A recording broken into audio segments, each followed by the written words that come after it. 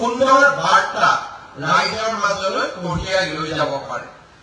নিৰ্বাচনৰ সময়ত আমি প্ৰতিশ্ৰুতি দিছিলো যে খুব সোনকালে অসম চৰকাৰ, ভাৰত চৰকাৰ আৰু ৰাভা আশ্ৰমৰ নেতৃত্বৰ লগত আমি একেলগে গৃহমন্ত্ৰী অমিত শ্বাহ ডাঙৰীয়াক সাক্ষাৎ কৰিম, যাতে ৰাভা আশ্ৰম সমস্যাৰ আমি অনতি পলমে সমাধানৰ পথ আমি বিচাৰি উলিয়াব পাৰো।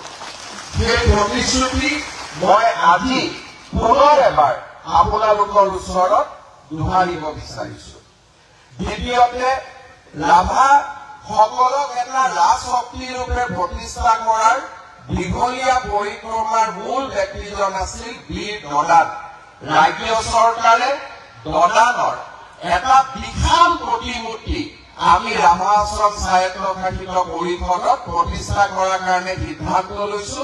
এই প্ৰতিমূৰ্তিটো 100 ফুটতকৈও ডাঙৰ প্ৰতিমূৰ্তি হ'ব, যোনে ৰাভাসকলৰ শৌৰ্য বীৰ্য সদায়ে ভাৰতবাসী ৰাইজৰ আগত সগৌৰৱে বিস্তাৰ কৰিব পাৰে, সগৌৰৱে প্ৰকাশ কৰিব পাৰে।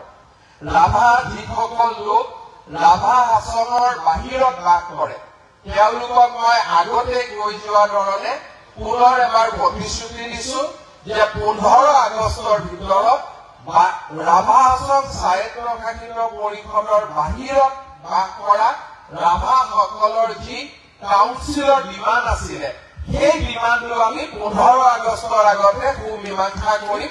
সেই প্ৰতিশ্ৰুতিও মই আজি আপোনালোকৰ ওচৰত দিব বিচাৰিছো। চতুৰ্থতে, ৰাভা আশ্ৰমত 36 গৰাকী কাউন্সিলৰক ৰাইজে ভোটদান কৰিছে আৰু 36টা সমষ্টিতে উন্নতি হ'ব লাগে।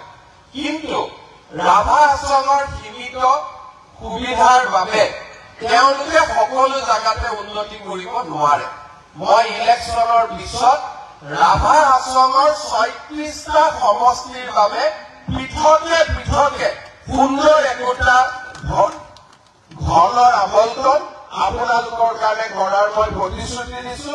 আজি মই সংখ্যা আদি ক'ব বিচৰা নাই, যিহেতু আমাৰ ইলেকশ্যন চলি আছে, কিন্তু 36 ইনটু 2, 3, 4 যি হয়, আমি এটা ভাল টকা এটা আমি আপোনালোকক দিম, যাতে একেবাৰে মেঘালয় সীমাৰ পৰা ৰাণীলৈকে প্ৰত্যেকটো সমষ্টিতে আমি কিবা এটা নহয় কিবা এটা আমি ভাল কাম কৰিব পাৰো। সেই প্ৰতিশ্ৰুতিও মই আজি ৰাইজৰ আগত দাঙি ধৰিছো।